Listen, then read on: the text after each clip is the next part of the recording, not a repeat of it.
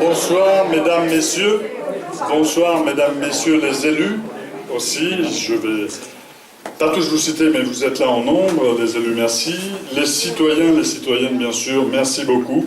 C'est la première fois que nous nous revoyons donc depuis le 18 juin. Superbe date d'ailleurs. Et donc nous nous revoyons pour certains et nous nous rencontrons pour d'autres. Ce que je veux vous dire, c'est que ce lieu ici, c'est votre lieu. Donc j'ai envie de vous dire bienvenue chez vous. Et c'est un lieu qu'on essaiera de laisser le plus possible en partage. Et ce sera un lieu de rencontre. Fabien sera ici, toujours là. Il y a les horaires posés sur la vitrine. Alors sur rendez-vous, sans rendez-vous. Voilà, donc son bureau est là. Donc ici, il y aura en gros toujours quelqu'un. Ce lieu, il existe grâce, vous avez vu, c'est décoré, ça commence, et s'il existe, s'il est aussi beau que ça, c'est grâce à l'abnégation de toute l'équipe qui l'a mis en place assez vite, pour qu'on puisse faire une inauguration assez vite aussi. Et alors, je voudrais déjà les remercier, tous les insoumis de Pamiers et d'ailleurs, merci beaucoup. Et puis mon équipe d'attachés, de collaborateurs, je sais pas quoi. Enfin, pour moi, ce sont des attachés attachants. On a Fabien qui sera là, Fabien Collin, qui s'occupe de l'Ariège, donc il est mon collaborateur pour l'Ariège. Nous avons Anaïs, je te cherchais Anaïs. Anaïs qui est là, qui sera collaboratrice Ariège et Paris. Et il y en a un qui n'est pas là puisqu'il est à Paris. Et qui travaille en ce moment parce que nous défendons des dossiers culture à partir de lundi soir. Et donc il est à Paris, il s'appelle Maxime. Voilà, je vous annonce qu'une autre permanence aussi ouvrira à Saint-Giron dans un futur proche. On est en train de la mettre en place. Et maintenant, ce que je voudrais vous faire partager, c'est un peu mon planning. Voilà. Alors, tout d'abord une petite incise pour vous dire que lorsque vous ne voyez pas les députés dans ce grand hémicycle, c'est qu'ils sont ailleurs, mais pas forcément à la piscine. Ça veut dire qu'ils sont peut-être en commission, ils sont peut-être à l'étranger, ils sont peut-être en représentation quelque part. Enfin, chez nous, nous sommes 17 pour 313, puisqu'ils sont 313 en face, plus des modems et plus les supplétifs, non pardon, des constructifs. Voilà, donc ça, je tenais quand même à vous le dire. Et souvent à l'étranger, c'est ce qui a été mon cas dernièrement, où j'étais en Russie et en Grèce. Donc maintenant, je vais vous partager un petit peu les derniers, ce qu'on a fait à peu près jusqu'à maintenant, assez vite, hein, une liste non exhaustive. Nous sommes 17, donc l'avant-dernier groupe en nombre est celui qui a déposé le plus d'amendements, parce qu'effectivement, c'est une loi scélérate, bien sûr, on ne peut pas l'appeler autrement. La loi de moralisation, alors la loi de moralisation, c'est un truc pour nous culpabiliser, nous, parlementaires. C'est-à-dire qu'ils ont essayé de nous feignoniser. À dire, alors t'es sûr que c'est pas ta femme, t'es sûr que c'est bien ton costard.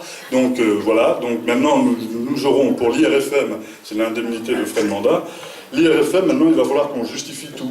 Donc voilà, il va peut-être falloir qu'on prenne quelqu'un spécialisé pour ramasser les petits bouts de papier quand on ira boire des cafés ou des choses comme ça. Le PLF c'est le projet de loi de finances, on est dedans en plein là en ce moment. Alors il y a le PLFS, qui est le projet de loi de finances SS, donc de la sécurité sociale, tout ce qui est social.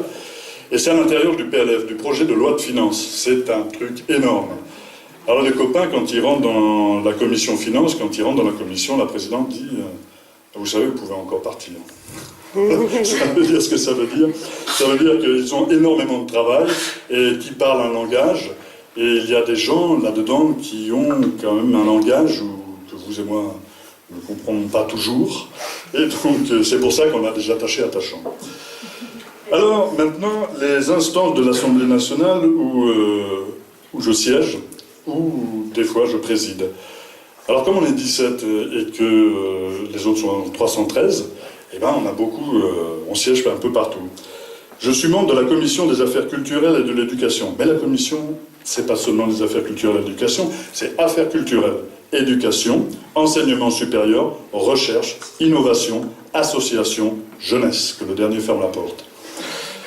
Et donc, ensuite, là-dedans, qu'est-ce qu'on fait? Eh ben, on auditionne des ministres, mais surtout on défend des amendements, puisqu'ils nous posent des lois, et on pose des amendements que nous défendons à deux. Ce matin, j'étais à 9h du matin encore en commission, et nous sommes sortis de l'hémicycle, il était 2h15 du matin, et à 9h du matin, nous étions en commission sur l'éducation nationale, pour défendre l'éducation nationale. Ensuite, je suis président d'un groupe de travail sur le statut des collaborateurs et des conditions de travail. Alors ça, c'est un truc, on ne sait pas comment on l'a eu, mais on l'a eu. Et en fait, ça a été... on s'était tous placés, et c'est vrai que j'ai un peu de chance quand même. Et donc, c'est moi qui suis sorti, donc je suis président d'un groupe de travail, et je pensais que c'était un petit truc, pas du tout. C'est une véritable commission. J'ai un cabinet spécial de 3 collaborateurs affectés par l'Assemblée nationale, un rédacteur, une secrétaire et une conseillère. Voilà, je peux faire plein de trucs, des sondages, des auditions. Là, on n'arrête pas d'auditionner des ministres, voilà. On peut les convoquer pour les auditionner. Et puis, on peut aussi faire des voyages. Là, je vous en parlerai après, mais là, nous avons un projet, je viens de signer les billets de voyage Berlin et Bruxelles d'abord pour aller voir les parlements, et puis Washington et Ottawa pour aller voir les parlements, parce que les collaborateurs, donc Anaïs et Fabien, n'ont pas de statut. Ce sont des travailleurs qui n'ont aucun statut. C'est au bon vouloir du député. Sachez quand même qu'il y a un motif de séparation qui dit rupture du lien de confiance. Ça, vous mettez tout derrière, quoi, à partir de ce moment-là. Donc, lorsque on s'est positionné sur les groupes de travail, moi je me suis positionné là, et puis pourquoi pas la présidence.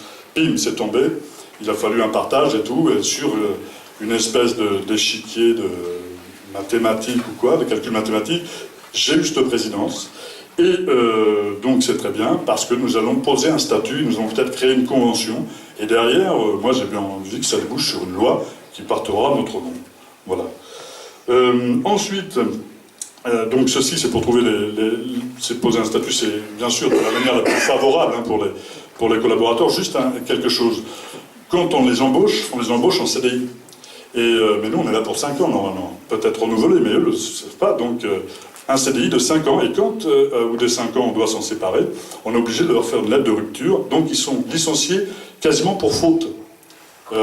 Parce qu'on n'est pas réélu. Voilà. Et donc, ils touchent 50% des indemnités au lieu d'en toucher 80% pour un licenciement économique normal. Je suis aussi co-rapporteur de la loi Amazon sur les fraudes port 2014. Alors ça, c'est une loi qui disait, c'est pour la protection des livres et des œuvres littéraires, c'était une loi qui avait été proposée et faite par Jacques Lang à l'époque, et qui réduisait de 5% le prix des livres, mais seulement les grosses multinationales, eux, faisaient une espèce de lobbying là-dessus et prenaient les parts de marché. C'est pour ça que vous voyez beaucoup de librairies en ville qui ferment. Et donc, il y a eu une modification de cette loi en 2014 qui disait, mais alors ces 5%, on va les mettre que sur les frais de port. Eh bien, Amazon et surtout la FNAC ont dit pas de problème. Amazon faisait payer 1 centime de frais de port, et la FNAC disait, bah oui, mais nous on fait livrer chez nous. Donc voilà. Donc à partir de ce moment, il détournait la loi. Donc on va voir comment faire pour justement remettre un petit peu d'ordre là-dedans.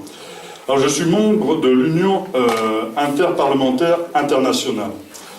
Alors ça, c'est un truc, c'est une grosse machine, ça a 137 ans. c'est tous les parlementaires du monde entier. Là, je viens de l'Assemblée Générale qui était à Saint-Pétersbourg, en Russie, il y a 2 semaines. On a passé une semaine. Alors pour moi, je vais vous dire, c'est formidable parce que on rencontre le monde entier et toutes ses différences. Moi, j'étais vraiment très bien, je vous le dis. Et il fallait donc faire des choses là-dedans, mais on n'était que des nouveaux députés, à part un ancien sénateur LR que j'ai beaucoup apprécié. Parce que, grande expérience, j'ai beaucoup appris de lui, parce que, grande notion de la diplomatie à la française. Et donc, ce qui s'est passé, c'est qu'à un moment donné, il fallait dispatcher les postes, puis personne ne voulait aller nulle part, puis il y avait l'ONU. Et moi, je l'ornais dessus, et donc j'ai eu l'occasion de représenter la France à l'ONU sur un discours sur le désarmement nucléaire. Alors c'est la France insoumise qui a représenté la France sur ce coup-là. Et quand les gens du Bangladesh qui disent oui, nous sommes le Bangladesh, nous sommes coincés entre 2 grandes puissances nucléaires, enfin 2 puissances nucléaires, le Pakistan et l'Inde, si jamais il leur prend l'envie de se taper dessus, on est au milieu. Alors, nous sommes heureux qu'une grande puissance comme la France ait un discours de paix et qui, pour une fois, ne défend pas son précaré. Effectivement, j'ai fait un discours de paix et j'ai dit que, voilà, ce que j'ai dit, c'est que s'il y avait une course aux armements, et notamment ces armements-là nucléaires, c'est peut-être parce que d'un côté de l'Atlantique, on a un dirigeant de la plus grande puissance militaire qui a un discours très belliciste. Donc, les gens, en réaction, courent après cet armement-là. Alors, ensuite, je suis membre du Conseil d'orientation pour la prévention des risques naturels majeurs. Et ici, en Ariège, on a un truc sur l'Arise. J'ai rencontré les gens du SMIVAL. Tu es là, Fabien? C'est bien ça? Ouais, il est là-bas au fond. Il était puni. Je suis membre de l'association des députés employeurs, puisque pour pouvoir créer ce statut des collaborateurs dans le droit, pour pouvoir créer un statut, une convention, il faut qu'il y ait des salariés, mais en face, il faut qu'il y ait une corporation patronale aussi. Donc, nous avons créé une association des députés. Elle a été créée, mais nous la relançons, l'association des députés employeurs. Et puis là, aujourd'hui, je viens d'apprendre que j'étais aussi membre du suivi de l'INA, l'Institut National de l'Audiovisuel. Voilà. Alors, pour l'instant... alors, c'est des choses qu'on ne peut pas forcément trop refuser. Alors, pour l'instant, on se dit... ça fait beaucoup pour moi, mais ça fait surtout beaucoup pour eux, hein, parce que ça fait des lois, ça fait des suivis, ça fait des amendements. Voilà. Alors, les actions en dehors de l'Assemblée nationale à Paris, donc toutes les manifestations qui ont eu lieu... puis vous en avez une autre là qui arrive le 16 novembre, puis j'en aurai une autre le 23 novembre. La JPF, je pars en Palestine parce qu'il faut, voilà, à un moment donné, mettre les mains véritablement dans le cambouis. Et donc, la JPF, c'est l'association de jumelage Palestine-France qui ont demandé à des parlementaires de venir en Palestine pour dénoncer la colonisation galopante de l'État d'Israël. Alors, que ce soit bien entendu, nous n'avons rien contre le peuple, mais beaucoup contre certains dirigeants. Alors la CGT, bien sûr, on a beaucoup de... Mais que ce soit là ou ailleurs, c'est un syndicat avec qui nous avons des relations proches et particulières. Et puis des rendez-vous avec divers acteurs, les Convergences Animaux, Syndicat national des scènes publiques, le Parlement des étudiants, le mouvement d'insoumission aux ordres professionnels, l'Union des producteurs de cinéma. Alors, après, à un niveau international, les représentants du Parlement qui se mettent en place, notamment le Kurdistan, et puis la CGT et l'Opéra de Paris. Il faut savoir qu'à l'Opéra de Paris, là, on a des danseurs qui sont venus, qui nous ont dit « Oui, nous sommes sortis de scène, tant mieux, parce que quand nous sommes sortis, 10 minutes après, il y avait un mur qui tombait. » Voilà. Donc, ils nous demandent de faire quelque chose. Et ensuite, nous avons... les ONG, par exemple l'Action Santé Mondiale, l'UNEF, ça c'est autre chose. À venir, c'est l'alerte enfant en danger, la direction de l'Opéra, l'avenir climatique. Et voilà, et donc on a des livrets thématiques, vous le savez, vous les insoumis, les autres, je vous l'apprends. Nous avons des livrets thématiques. Et alors donc moi, au niveau national, je suis référent pour la culture, l'éducation, le média, la francophonie, la laïcité et l'économie sociale et solidaire. Voilà, pour les départements, pour vous dire un petit peu la somme de travail, ça c'est juste Paris. Les référents, je suis référent pour plusieurs départements. L'Ariège, c'est bien. Donc le Gers, le Lot, la Haute-Garonne, les Hautes-Pyrénées, l'Aveyron, et on a collé aussi, mais ça c'est bien aussi, la Polynésie et la Nouvelle-Calédonie. Voilà. Mais moi, j'aime bien les voyages, donc tout va bien. Hein. Voilà. Mayotte. Mayotte aussi. Alors là, nos Mayotte, c'est pas moi, c'est notre ami Jean-Hugues Ratenon qui est de La Réunion. Alors en Ariège, maintenant ça vous concerne véritablement. Alors, on a participé à plusieurs luttes, notamment dans l'éducation nationale. Je vais commencer par ce qui a coincé. On n'a pas réussi, mais seulement celui-là. C'était le demi-poste pour les enfants allophones au Caraïbes. J'en suis désolé, mais je ne désespère pas de continuer. Là, j'ai un nouveau rendez-vous avec l'inspecteur de l'académie. Ce qui se passe, c'est que les gens ne choisissent pas leur date périmétrique. Ça dépend du stock de bombes qui leur tombe sur la tête. Donc, à partir de ce moment-là, ce qui se passe, c'est qu'ils arrivent souvent en janvier, non pas en septembre. Et donc, en septembre, quand ils font un comptage, ils sont peu nombreux. Et en janvier, par contre, ils sont très nombreux. Voilà, l'école de l'Escure, là, par contre, on a participé à cette lutte. Et puis, ça a fonctionné, puisque un poste a été créé pour une 3e classe sur l'école de l'Escure. Alors voilà, moi, comment je procède avec les hauts fonctionnaires. Je vais les voir, je leur dis, mais bon, ok, alors quand j'y vais, tout de suite, c'est France Insoumise, attention, il a peut-être un couteau, et tout. On ne sait pas. Mais non, moi je leur dis, écoutez, on ne va pas travailler en opposition. Et si on travaillait en collaboration, de quoi avez-vous besoin? Dites-moi-le, je vais vous aider à l'obtenir. Voilà comment on essaie de fonctionner. Et ça a l'air de fonctionner, notamment pour l'Escure. Le collège Rambaud à Pamiers, pareil. On a réussi quand même au maintien de 18 aides sur les 24 demandées. La fermeture des trésoreries de la Bastide de Sérou, Varilhes et Mas d'Asile. Alors on a écrit à Darmanin, qui est le ministre du budget, alors c'est sans suite, mais on reste mobilisé avec les syndicats, ils en ont déjà fermé. Le CHAC de Saint-Giron, les hôpitaux, vous le savez très bien ici, on va aller bientôt au Shiva. Là, on a posé une question écrite, parce que dans nos prérogatives, on peut aussi interpeller le gouvernement, les ministres. Et donc, on pose des questions écrites et sur des problématiques nationales qui ont un impact réel local. Et c'est pour ça que lorsqu'on vous dit un député, est-ce que c'est un élu national ou local? Mais de toute manière, ce dont on parle localement a une redondance nationale. Notre problème des hôpitaux de proximité ici, c'est le même dans les Alpes de Haute-Provence ou en Bretagne ou ailleurs. Donc en parler sur un problème ariégeois, c'est en parler pour un problème breton aussi. Alors, les EHPAD, alors notamment les EHPAD DRC, là, il y a une inversion de tendance. La tendance était à la fermeture de lits. Effectivement, là, je vous avoue quand même que je suis enfant DRC. Alors, ça m'a choqué un peu quand même, parce que là, plutôt que de fermer les lieux de vie et les centres de travail dans les fonds de vallée, je crois qu'il fallait plutôt les privilégier. Et donc, moi, j'ai demandé qu'on ne ferme pas, mais j'ai proposé d'appuyer l'extension d'un site spécialisé Alzheimer. Et c'est en train de prendre forme. Il y a des choses qui commencent à prendre forme. Et la gare de Pamiers, grâce à Fabien Collin, qui est là-bas. Fabien Collin, il a trouvé un truc, c'est qu'on a reçu la CGT, on a été à la mairie de Pamiers, et puis ils ont supprimé un poste.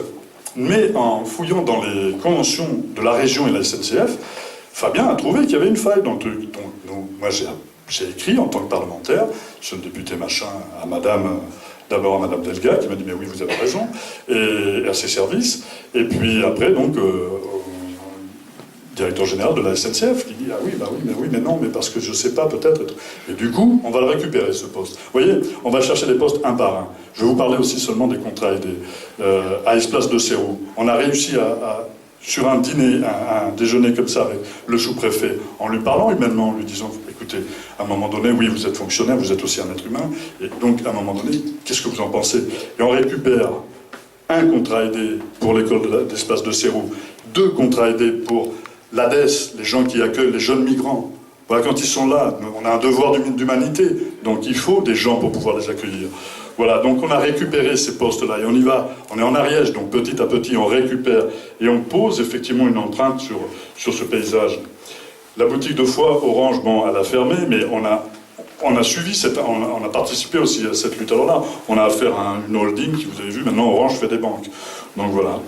Donc, on a soutenu les paysans sur le non-versement des subventions de la PAC bio, notamment. Alors, au niveau du pastoralisme, on a pris position. Ensuite, sur la mine de Salau aussi, on a pris position. Notre position, c'est un moratoire tant que le site n'est pas dépollué. L'ADES, ensuite, nous avons d'autres enjeux là qui vont venir. Il y a Henri dans le coin, il y a les gens de la Rockdon. Je veux parler de Montbel. Montbel, il faudra qu'on en parle aussi. Et les réunions DETR. DETR, c'est la dotation de l'État aux collectivités, aux grandes collectivités, et donc aux communautés de communes et aux grandes communes. Et là, on participe à ça. Alors, on a un avis consultatif, mais lorsque le député pose quelque chose, il est quand même un peu écouté. Voilà. Et nous posons le fait de l'équité territoriale. Donc ça veut dire qu'il y a des développements qui sont flagrant dans certaines régions d'Ariège, et c'est très bien, et j'accompagnerai, ce que je veux vous dire ici, c'est que je suis le député de tous les Ariégeois, quelle que soit l'étiquette. Ça veut dire que j'accompagnerai les développements à partir du moment où ils sont écologiquement responsables et socialement responsables. Maintenant, je vous le redis à nouveau, ici, vous êtes donc chez vous. Il y aura Fabien, mais il peut y avoir des choses, si des gens ont des idées, soit pour faire des expos, pour faire des rencontres, pour faire une conférence, pour faire des réunions. On est ouvert à toute proposition. Et maintenant, je vais vous demander de ne pas toucher au buffet. Non, c'est l'inverse. Non, c'est l'inverse. Justement, allez-y, vous pouvez maintenant. Vous pouvez toucher au buffet. Merci.